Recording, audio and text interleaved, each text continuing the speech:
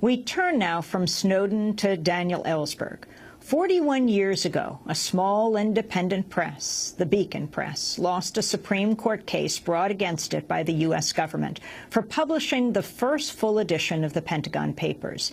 It's now well known how the New York Times first published excerpts of the top-secret documents in June of 1971, but less well known is how the Beacon Press, a small nonprofit publisher affiliated with the Unitarian Universalist Association, came to publish the complete 7,000 pages that expose the true history of U.S. involvement in Vietnam. Their publication led the Beacon Press into a spiral of 2.5 years of harassment, intimidation, near bankruptcy, and the possibility of criminal prosecution. This is a story that's rarely been told in its entirety. In 2007, I moderated an event at the Unitarian Universalist Conference in Portland, Oregon, commemorating the publication of the Pentagon Papers and its relevance today. Thousands of people were in the audience. Today, we hear the story from the three men on the stage at the center of the storm. Former Pentagon and RAND Corporation analyst, famed whistleblower Daniel Ellsberg, who leaked the Pentagon Papers to the New York Times. We also hear from former Alaskan senator and former presidential candidate Mike Gravel. He'll tell the dramatic story of how he entered the Pentagon Papers into the congressional record and got them to the Beacon Press. Finally, Robert West, the former president of the Unitarian Universalist Association. We begin with famed whistleblower Daniel Ellsberg, who Henry Kissinger once called the most dangerous man in America.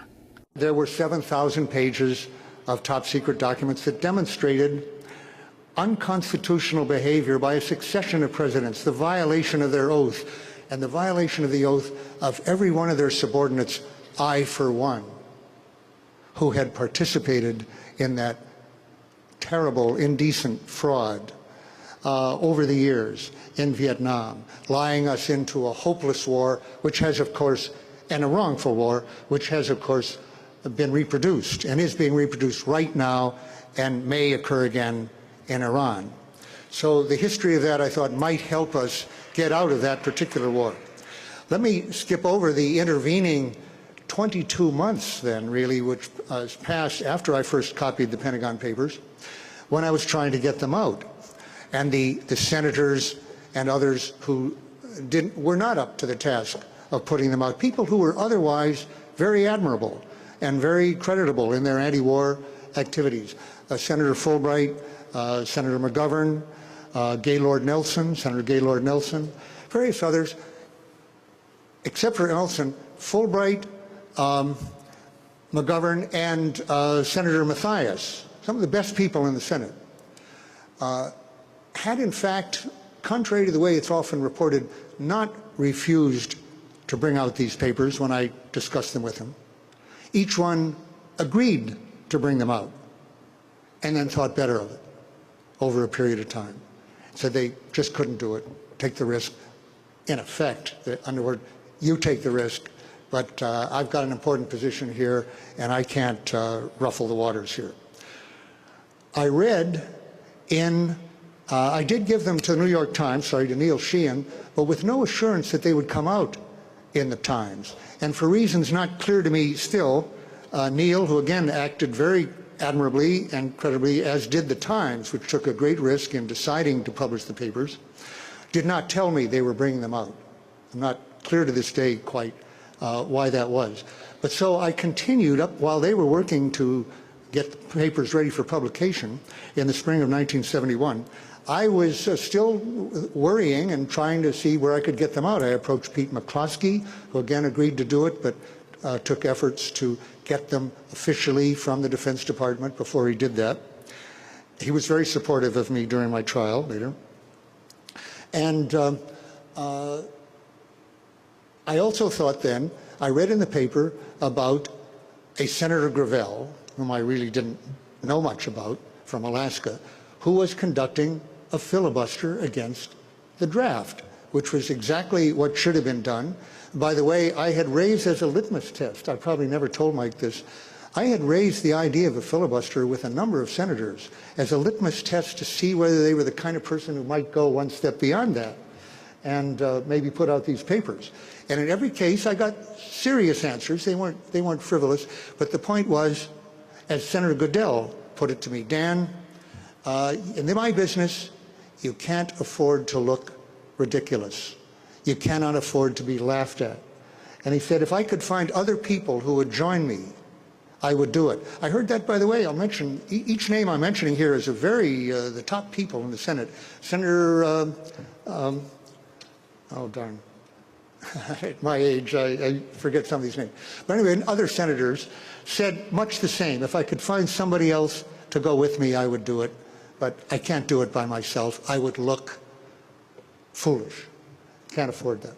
So here was a senator who was not afraid to look foolish, basically, and that's the fear that keeps people in line all their lives. Don't get out of line. It's the kind of thing you learn at your mother's knee, to get along, go along, your father's knee, and don't stick out. Don't make yourself look, don't raise your head, sort of this thing, and look ridiculous. But he was afraid. He wasn't afraid to do that on a transcendent issue like the draft in the middle of this war. So I thought, okay, maybe this is a guy I hadn't met. I had met the other ones before. I knew them, so I didn't know him. I said, okay, he's doing a filibuster. So at some point, and we were just discussing this, it's not even clear in my mind when I had a discussion I'll mention in a moment, but I do remember very clearly that not knowing that the Pentagon Papers were about to be published by the New York Times on June 13th, the night of June 12th, they came out. I was in Boston at the time, and nobody had told me that this was happening. So I had them in my apartment for the first time ever. I'd never allowed them to be in our apartment unless the FBI swooped down and get them. That was my nightmare. I had a number of copies stashed with different people, so I could say even from jail, okay, get that one out or get this out, with my 10-cent call that I was allowed, that they couldn't stop it. But I never allowed it to be in my apartment. For once I had it there because, and Mike did not even know this, because I intended to communicate with his office on Monday to go to Washington, not knowing they were coming out in the Times, and offer this thing to this man who was conducting the filibuster. So I was quite shocked to learn from a friend in the Times that the building was locked down. They were worried about an FBI raid and an injunction because they were copying this, they were putting out this big study, which I hadn't been told. So I thought, well, that's very interesting. And meanwhile, I had these papers in my apartment. The FBI might come any minute. And I had already had a scheduled meeting with Howard Zinn that night with our families, his wife and my wife, to go to see Butch Cassidy and the Sundance Kid. And so I called Howard, didn't say it over the phone, but I said, I'll come to your apartment, we'll go from your place. And I went there with the papers and asked him if I could dump them in his apartment for that night, which he said, fine. I had already shown him. He was one of two people I'd shown Noam Chomsky and Howard Zinn, both some of these papers earlier. So papers came out that night. We got them at midnight in Harvard Square. There wasn't a lot of attention on Sunday to them, which everybody was surprised at in the New York Times. The TV didn't pick it up and so forth. But on Monday, they got attention, and the key thing was that John Mitchell, the Attorney General, then asked a request of the New York Times that they cease publication of this criminal act, stop this. Remember, they had lost their law firm already, Lord and Day, on the grounds that their lawyers had told them this was treason and a criminal act, and they wouldn't represent them. And Mitchell was confirming that and telling them that they must stop. Well, they went ahead. They did not obey the request. So the next day, Tuesday, they enjoined the New York Times for the first time in our history. We know from the tapes now that Nixon had asked Mitchell on the tape, I've heard this, the day before, on Monday, Mitchell wanted to put the Times on notice. And the question, Nixon says, have we ever done this before? And Mitchell says, oh, yes, many times. terrific legal advice from the bond lawyer. It had never been done in our history, and of course led to a constitutional battle, which Nixon lost and Attorney General lost. But they did enjoin it, and so the question was what to do next.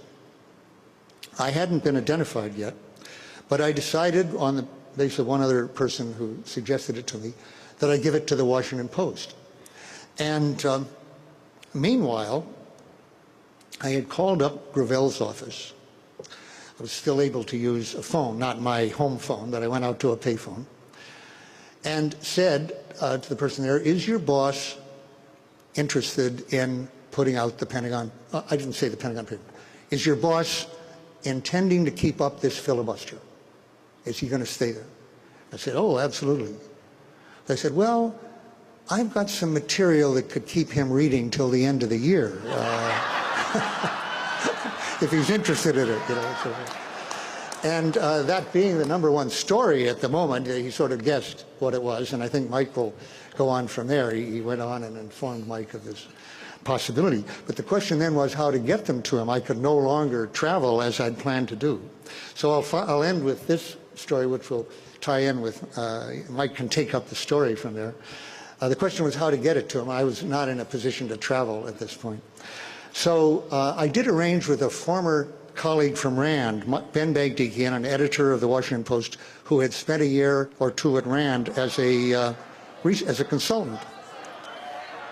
Mike's down? You can hear me? Okay. Ben Bagdikian, I said I knew. So I called him up and arranged to have him come to Boston. Yeah, it was a colorful story, which I think is told in the thing you have there. He came to Boston, Cambridge, took a room at the Treadway Inn near Harvard Square. And my wife and I brought these boxes of ill-assorted papers, tremendous stuff we hadn't collated, ideally, to him, and we spent the night with him collating and putting him in an order that he could take back with him. And in the morning, he had this big box. He didn't have, he needed a cord for the box, and asked the Treadway, and the motel owner said, well, somebody's been tethering a dog outside. I can give you the dog cord. So he tied up the box and he went off and put it on. My wife and I looked at the television before we went home. We'd been all night on this now. This was about 7:30 in the morning. And there was our home being, with some FBI agents knocking on the door. On live television, and they were knocking on the door. So we thought, maybe this isn't the best time, you know, to go back home, actually. And what had happened was that Sid Zion, who was mad at the Times for having fired him, had rather quickly found out who their source was, and to get back at them, he had revealed it on a radio show, the Barry Gray Show, the night before. So the FBI was at my door, and having seen it on television, I was now in a position to not be caught and to put out the other copies. Well, the reason so we didn't go home. We went underground in Cambridge. For the next 13 days, the FBI conducted what the paper said was the biggest manhunt since the Lindbergh kidnapping. And we were in Cambridge. They were all over the world, in the south of France and Silema and California. I had a feeling there was a good deal of junketing going on, actually, by the FBI looking for us. But meanwhile, we were putting it out to these other newspapers. And I will mention as one last point here, it's always the Times and the Post who are mentioned, of course, as having had the courage to go along with this. As we spent the 13 days putting it out. That's why I was evading the FBI. I had other copies and I was putting them out. Actually, there were 4 injunctions, also the Boston Globe and the St. Louis Post-Dispatch, before they gave up on injunctions, or there would have been more. Altogether, 17 other newspapers published those papers. And oddly, they don't seem to mention it much in their own histories. They don't commemorate this as we're commemorating the Beacon Press right now, but they should. That was a wave of civil disobedience across the country by publishers who were being told that they were violating the Espionage Act, they were committing treason, they were hurting national security. They read the documents we gave them and decided they didn't agree with that as Americans and patriots, and they published them. So it was institutional civil disobedience of a type I don't really know of any country or any other journalist, and that's a kind of freedom and courage we need to celebrate and we need to continue. So thank you very much. Pentagon whistleblower Daniel Ellsberg coming up.